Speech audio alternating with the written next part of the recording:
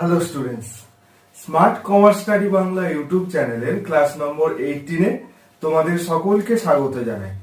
আজকের এই ক্লাসে আমি তোমাদের সঙ্গে অরিজিৎ তোমাদের ক্লাস 11-এর অ্যাকাউন্টেন্সির যে খুব ইম্পর্টেন্ট টপিকটা বলেছিলাম সেই টপিকটারই সেকেন্ড পার্টটা আজকে আমি তোমাদের সঙ্গে ডিসকাস করব।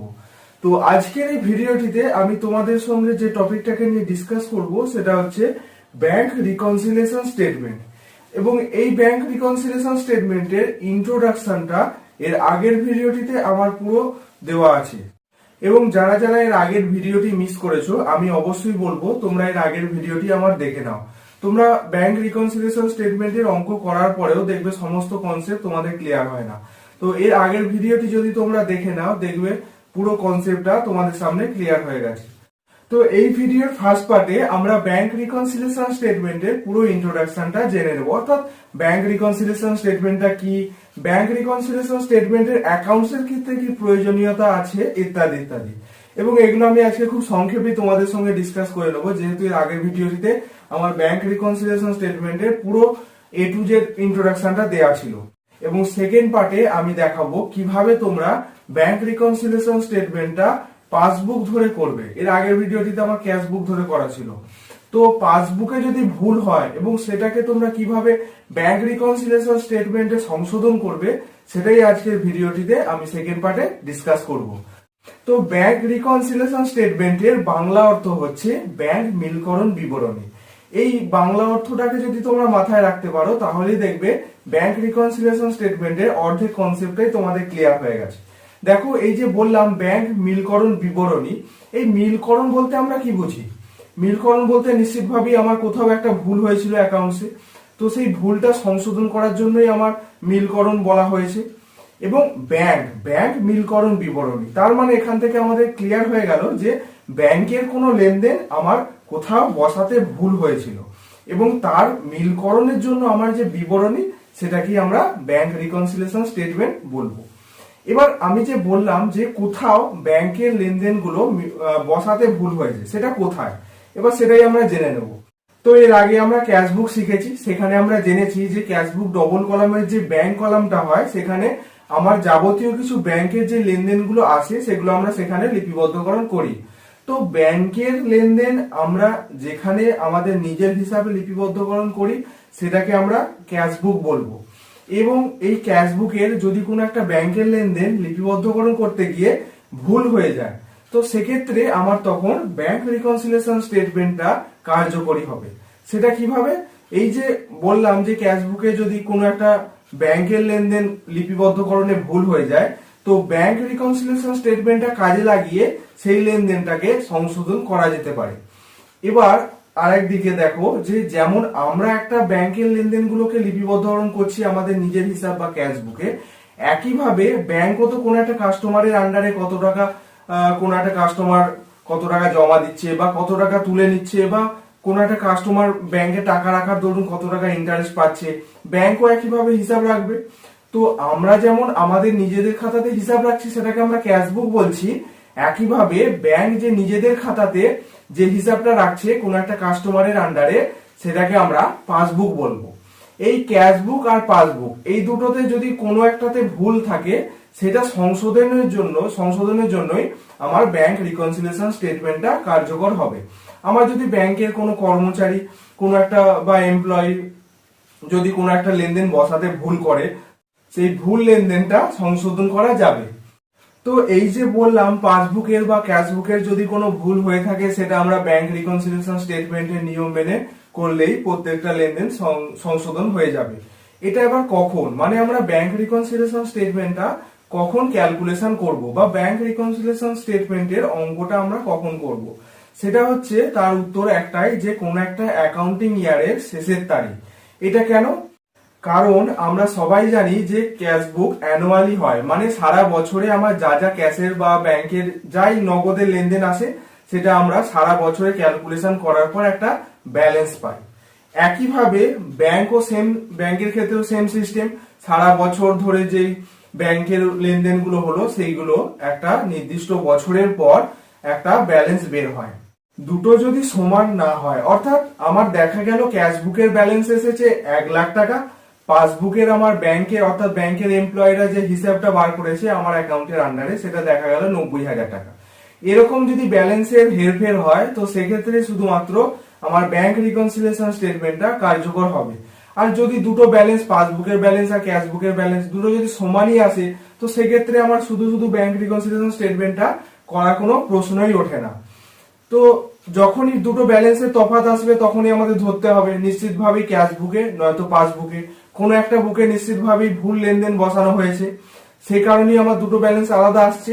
এবার আমাদের ক্যাশবুক আর পাসবুক এই দুটো ব্যালেন্সকে মিলিয়ে দেখতে হবে যে কোন ব্যালেন্সটা, কোন বুকটা আমার ভুল লিপিবদ্ধকরণ করা হয়ে গেছে কোন বুকে। এবার যে বুকটায় ভুল লিপিবদ্ধকরণ করা হবে সেই বুকটা ধরে আমরা ব্যাংক রিকনসিলিয়েশন স্টেটমেন্ট করব। আর যদি ব্যালেন্স সমান আসে, এর আগেও বললাম, যদি ক্যাশবুকের ব্যালেন্স আর পাসবুকের ব্যালেন্স একটা নির্দিষ্ট বছরের পর যদি সমানই আসে তো সেক্ষেত্রে শুধু শুধু আমার ব্যাংক রিকনসিলিয়েশন স্টেটমেন্টটা করার কোনো জায়গা নেই। এবং আরো একটা খুব ইম্পর্টেন্ট জিনিস, তোমরা ব্যাংক রিকনসিলিয়েশন স্টেটমেন্টের অঙ্ক করার সময় দেখতে পাবে যে আমার যে বইটা ধরে করতে বলবে ব্যাংক রিকনসিলিয়েশন স্টেটমেন্ট, সেই বুকের একটা ব্যালেন্স দেওয়া আছে। সেই ব্যালেন্সটাকে কিন্তু আমার ব্যাংক রিকনসিলিয়েশন স্টেটমেন্টে বসিয়ে তার সাথে যে অ্যাডজাস্টমেন্ট গুলো আসবে সেই অ্যাডজাস্টমেন্ট গুলো কিন্তু করতে হবে। এই অ্যাডজাস্টমেন্ট গুলো আমার কেন করা, তার একটাই কারণ হচ্ছে যে সাপোজ ধরো আমার পাসবুক আর ক্যাশবুক এই দুটো বুকের মধ্যে মিলকরণ করার পর দেখা গেল আমার ক্যাশবুকে ভুল এসেছে, মানে আমার ক্যাশবুকে কোনো একটা লেনদেন পোস্টিং করতে ভুল হয়েছে। তো একইভাবে তো ক্যাশবুকের যে ব্যালেন্সটা আমার আসবে সেই ব্যালেন্সটা আগে আমরা এই এই যে ঘর, এটা ব্যাংক রিকনসিলিয়েশন স্টেটমেন্টের ঘর, এই ঘরে আগে সেই ক্যাশবুকের ব্যালেন্সটা বসাবো এবং যেই যেই লেনদেনগুলো আমার ক্যাশবুকে ভুল বসানো হয়েছে সেইগুলো অ্যাডজাস্টমেন্ট করার পর একটা নিশ্চিতভাবে অ্যামাউন্ট আসবে, সেই অ্যামাউন্টটা কিন্তু পাসবুকের ব্যালেন্সের সাথে অবশ্যই মিলে যাবে।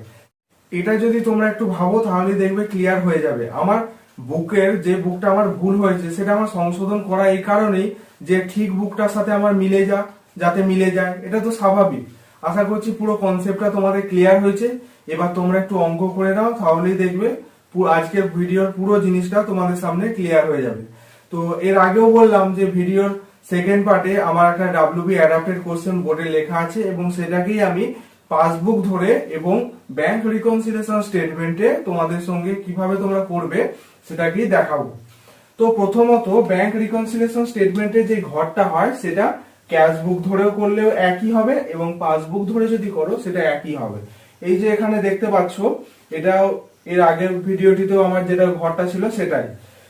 তো মাথায় লেখা আছে দেখো bank reconciliation statement as at. এখানে আমি বললাম কি যে ব্যাংক রিকনসিলিয়েশন স্টেটমেন্ট কোনো একটা অ্যাকাউন্টিং ইয়ারের শেষের দিন হয়, রোজ মানে অর্থাৎ দৈনন্দিন ভিত্তিতে কিন্তু এই ব্যাংক রিকনসিলিয়েশন স্টেটমেন্টটা হয় না। একটা নির্দিষ্ট ব্যালেন্স বেরোনোর পর দুটো বুকের ব্যালেন্স যদি অর্থাৎ ক্যাশবুক আর পাসবুক দুটো ব্যালেন্স যদি আলাদা হয় তখনই আমার শুধুমাত্র ব্যাংক রিকনসিলিয়েশন স্টেটমেন্টটা কার্যকর হবে।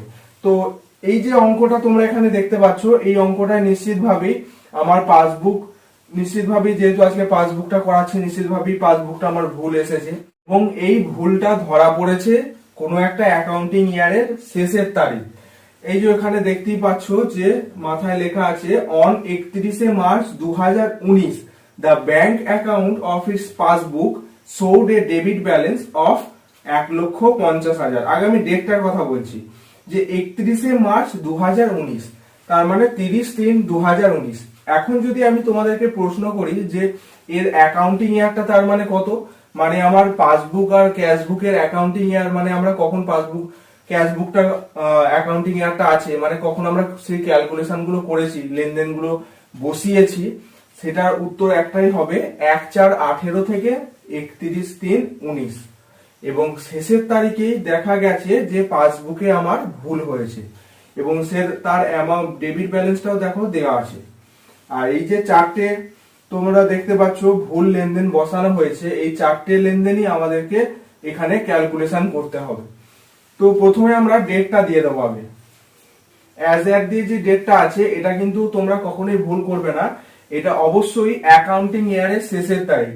অ্যাকাউন্টিং ইয়ার বলতে আমরা এটাই বুঝি যে আর্থিক বছর, অর্থাৎ আমরা কোন কত তারিখ থেকে কত তারিখ পর্যন্ত আমরা অ্যাকাউন্টটা মেনটেন করেছি, সেটা হচ্ছে যে এই যে এখানে তারিখটা আছে 31শে মার্চ 2019, শুধু এই তারিখটাই বসে যাবে।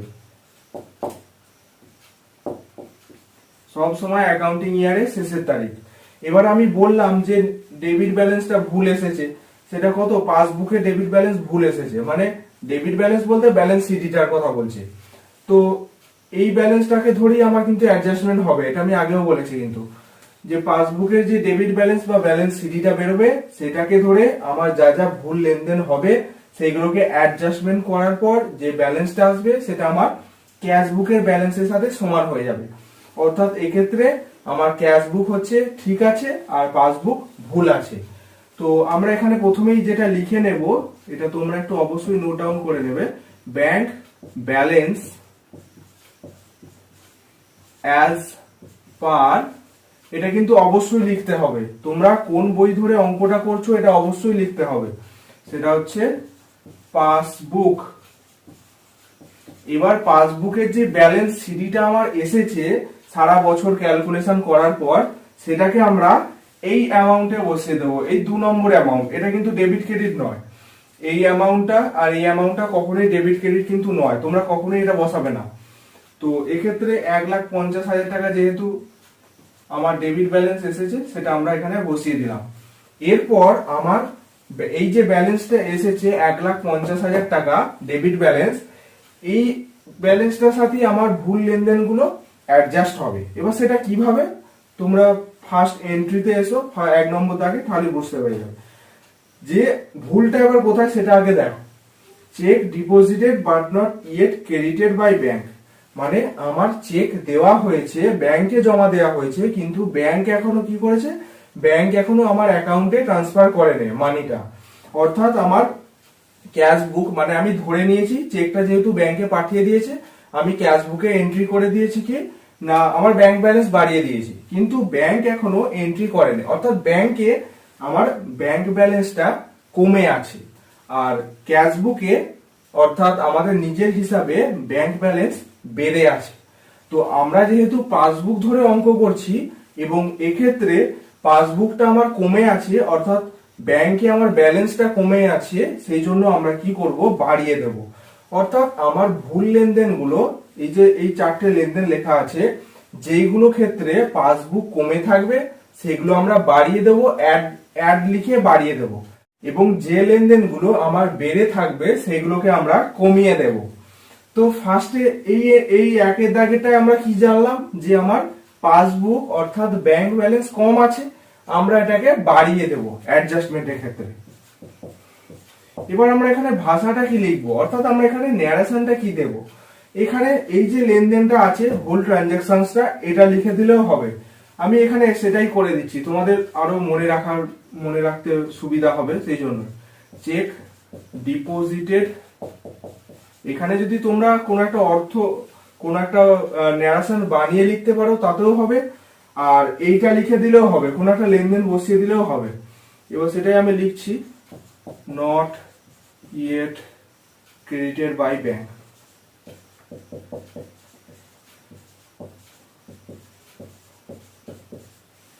তো ব্যাংক ব্যালেন্স এক্ষেত্রে কমে আছে বলে আমরা বাড়িয়ে দিচ্ছি, যেহেতু ব্যাংক এখনো আমার চেকটা আমার অ্যাকাউন্টে ট্রান্সফার করেনি, অর্থাৎ আমার ব্যাংক ব্যালেন্স কমে আছে, সেই জন্য আমরা এটাকে বাড়িয়ে দিচ্ছি। এটাই হচ্ছে ব্যাংক রিকনসিলিয়েশন স্টেটমেন্টের মেন অঙ্ক, যে লেনদেনটা আমার কমে থাকবে বাড়িয়ে দেব, আর যে লেনদেনটা বেড়ে থাকবে সেটাকে আমরা কমিয়ে দেব। এর ফলে অ্যাডজাস্টমেন্ট গুলো হয়ে যাবে। তো এখানে 30,000 টাকা দেওয়া আছে, আমরা এই কলামে বসিয়ে দিলাম 30,000 টাকা। এই কলামে এই কারণেই বসালাম, যদি আরো কোনো অ্যাড দিয়ে অ্যাডজাস্টমেন্ট থাকে সেটা যোগ করার পর এই যে ব্যালেন্সের সাথে তখন অ্যাডজাস্ট করব। এরপর 2 নম্বরে এসো, cheque issued but not yet presented by bank. Cheque issue করা আর চেক ডিপোজিট করা দুটো কিন্তু আলাদা। চেক ডিপোজিট করলে আমার ব্যাংক ব্যালেন্স বাড়ে, আর চেক ইস্যু করলে ব্যাংক ব্যালেন্স আমার কমে। অর্থাৎ চেক ইস্যু মানে কাউকে যদি চেক তুমি দাও, তো cheque issue but not yet presented by bank মানে আমার চেকটা কাটা হয়ে গেছে, মানে আমি ধরে নিয়েছি, অর্থাৎ ক্যাশ বুকে আমার বসানো হয়ে গেছে, যেহেতু আমার চেকটা ইস্যু হয়ে গেছে, আমরা ধরে নিয়েছি যে আমার ব্যাংক ব্যালেন্স কমে গেছে, কিন্তু ব্যাংক এখনো চেকটা কাটেনি, অর্থাৎ আমার অ্যাকাউন্ট থেকে টাকাটা কাটেনি। তো আমার অ্যাকাউন্ট থেকে টাকা না কাটার মানে কি, আমার পাসবুক বেড়ে আছে, অর্থাৎ আমার ব্যাংক ব্যালেন্সটা বেড়ে আছে। আর আমরা যেহেতু পাসবুক ধরেই করছি, তো যেহেতু ব্যাংক ব্যালেন্স বেড়ে আছে অর্থাৎ পাসবুক বেড়ে আছে, আমরা সেটা কিন্তু কমিয়ে দেব। তোমরা লেনদেনগুলো যদি এটুকু বুঝতে পারো যে কোনটা কমে আছে, কোনটা বেড়ে আছে এবং কোন বুক ধরে তোমরা করছো, তাহলেই তোমাদের ব্যাংক রিকনসিলিয়েশন স্টেটমেন্ট শেখা হয়ে গেল। এক্ষেত্রে যেহেতু ব্যাংক ব্যালেন্সটা আমার বেড়ে আছে, তো আমরা এটাকে কমিয়ে দেব। আমি এই জায়গাটা করে লিখে দিচ্ছি। এবার যে লেনদেনটা আছে এটাকেই বসিয়ে দাও।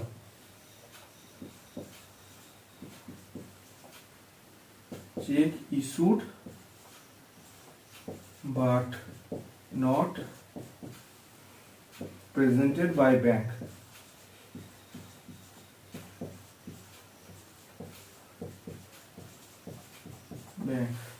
এবার কত টাকা? 50,000 টাকা। এটাও আমরা ফার্স্ট কলামে বসিয়ে দেব। এরপর থার্ড এন্ট্রিতে এসো, সেটা হচ্ছে bank charge not yet recorded in the cash book.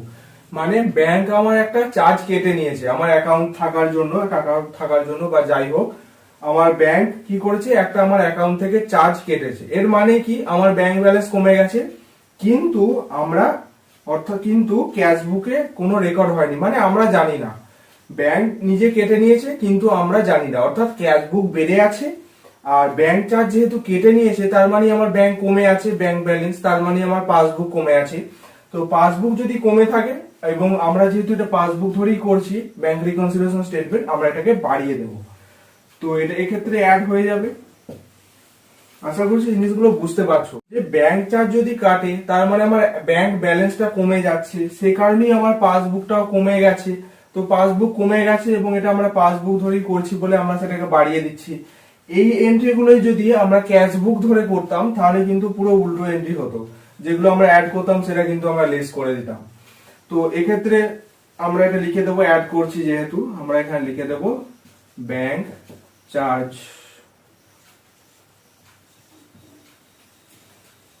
not yet recorded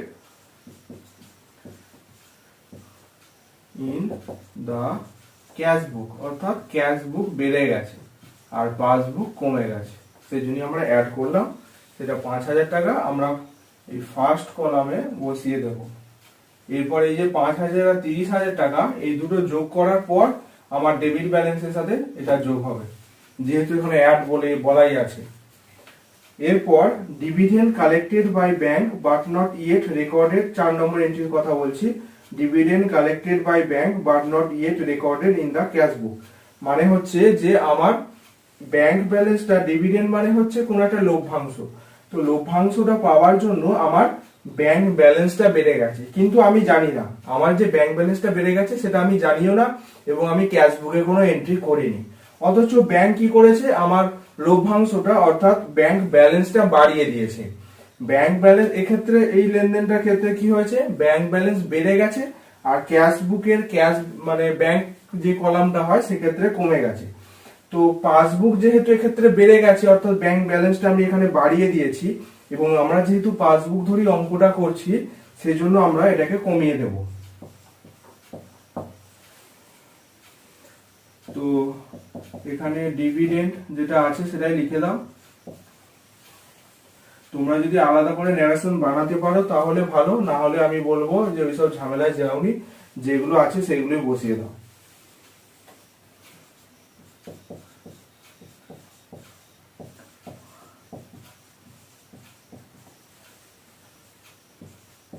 but not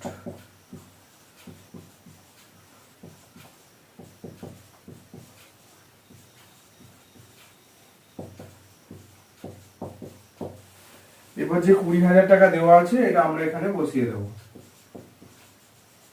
এরপর যা যা লেনদেন ছিল আমার সমস্ত কিছু ব্যাংক রিকনসিলিয়েশন স্টেটমেন্টে বসানো হয়ে গেছে।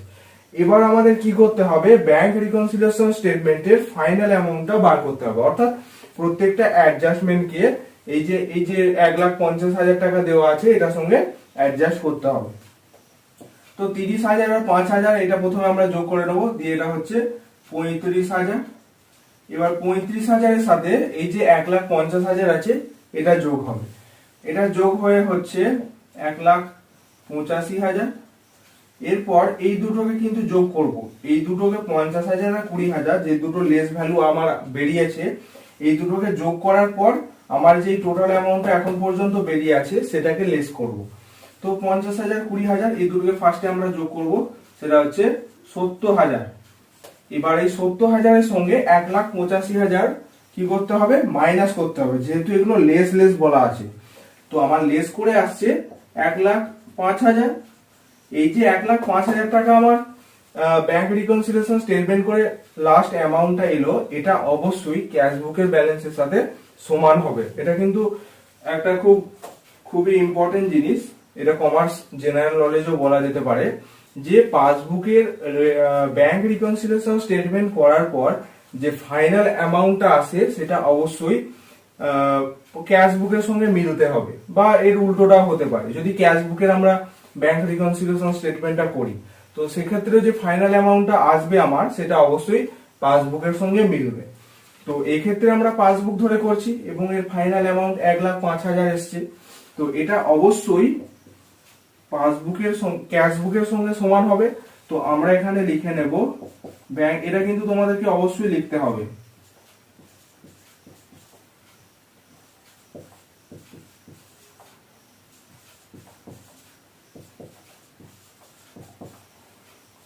তো এই ক্যাশ বুকের ব্যালেন্স আর পাসবুকের ব্যালেন্স সমান আসার জন্যই কিন্তু আমাদের ব্যাংক রিকনসিলিয়েশন স্টেটমেন্টের এত কিছু করা, না হলে আমাদের কোনো প্রয়োজন নেই যে শুধু শুধু আমরা ব্যাংক রিকনসিলিয়েশন স্টেটমেন্টটা করতে যাব। তো আজকের ভিডিও আমার এখানেই শেষ হলো। ভিডিওটি যদি তোমাদের সত্যি কোনো উপকারে আসে অবশ্যই লাইক কমেন্ট এবং শেয়ার করবে, আর আমার চ্যানেলের পরবর্তী আপডেট পাওয়ার জন্য চ্যানেলটিকে অবশ্যই সাবস্ক্রাইব করে দেবে।